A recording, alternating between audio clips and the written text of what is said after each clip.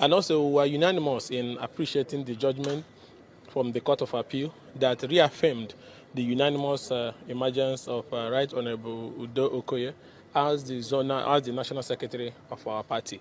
And the meeting was also used as an opportunity to appeal to the Supreme Court to ensure that justice is done in the matter of who is this authentic and substantive National Secretary of our party, which is Right Honorable Ude-Okoye. But I must also add on a personal note, not just as a stakeholder in the Southeast zone of the party or as a spokesperson of the opposition coalition, but as a critical and concerned member of the party, that these events are so painful. How can you be in PDP, a political party that gave you everything, and then all you could do is that you feel that the only way is to betray your own party, is to sell your own party because you are looking for bread and plot of land in FCT? This whole thing is, if things are done in the right way, if people were well raised, we will not be having this conversation. Because everybody in Nigeria expects that PDP should just not only be opposition party, but lead the opposition movement across Africa. But here we are fighting among ourselves.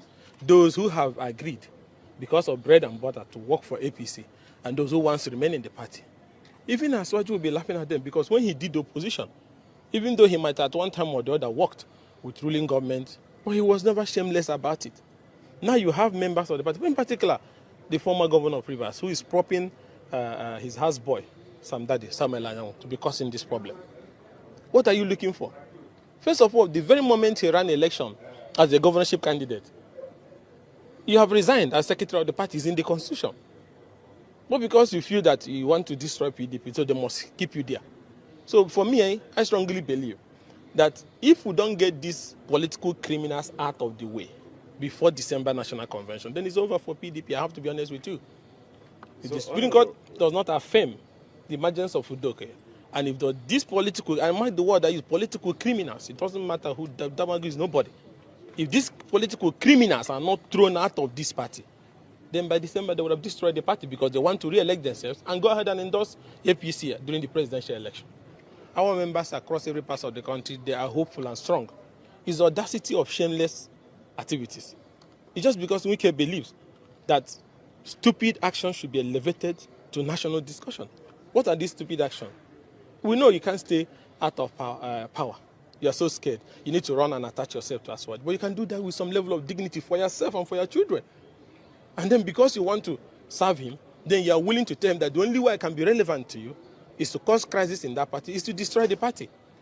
And then boasting about how he will go to court and get judgment, and then judiciary is also keeping quiet and making it look like that somebody can walk in and get the court to cook up something that is bad for him. So I strongly believe that the Supreme Court has all it takes to, killing the image of the judiciary by ensuring that this decision that is legitimate and popular is also affirmed. And for all those madness, for instance, he left PDP and became to another political party, the 27 lawmakers. It's very clear, it's on tape. All the TV stations, you have it, the day they had that meeting. But somebody is boasting that he will get the court to affirm such stupid action. So if the court does that, then people will lose confidence in the judiciary. Just because one man once feels that without having access to the purse of his state, he cannot survive. He must remain in government. Since 1999, government and PDP have been so kind to you. But what did you give them back? Crisis upon crisis. He destroyed the party or trying to destroy the party because you want to. Well, you can go and work for Bola Metri, but I don't have any problem with that. But you should do it with some level of dignity, not dancing naked in the market square. So everybody is mobilizing for the final battle to ensure that by December, this nonsense is stopped. But I have to also say clearly here that even in the event that this nonsense is not stopped by December, a lot of members of the party will leave. Because not everybody wants to stay in the marketplace and be dancing with mad people. The party leadership has fallen into the hands of political outlaws. That is the reason. Damagum is a political outlaw. Samuel Anyanwu is a political outlaw. These are people who have sold their political soul. So these are the people who are supposed to call the meeting to take those decisions. Ordinarily to call next meeting to choose a substantive national chairman of the party, they could not because they're on a mission. And that mission is very simple.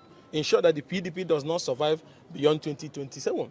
And then maybe after 2031, they will come and rebuild it because they think they are God. So the problem is Damagum and Anyanwu. They are the biggest political threat ever in the history of party politics in Nigeria. So shameless. I don't even know what their children, when they wake up and see their father doing this shameless, can they say, Daddy, stop this nonsense? They have no shame that the two most biggest shameless politicians ever in Nigeria in history today When you sit down, you go to London, you sit down, you meet with ruling parties and government, discussing how to kill your own party, and every morning you walk up to Wadata and sit on that seat. These are the kind of things that you sit one day, God can send thunder after you for what you are doing. So there are the two reasons why we are here. We're not supposed to be having this conversation. So we appreciate the governor of Enugu State who has kept faith and have been doing everything possible to unite the party and still bring us together in an atmosphere that madness and mad people have taken the political scene.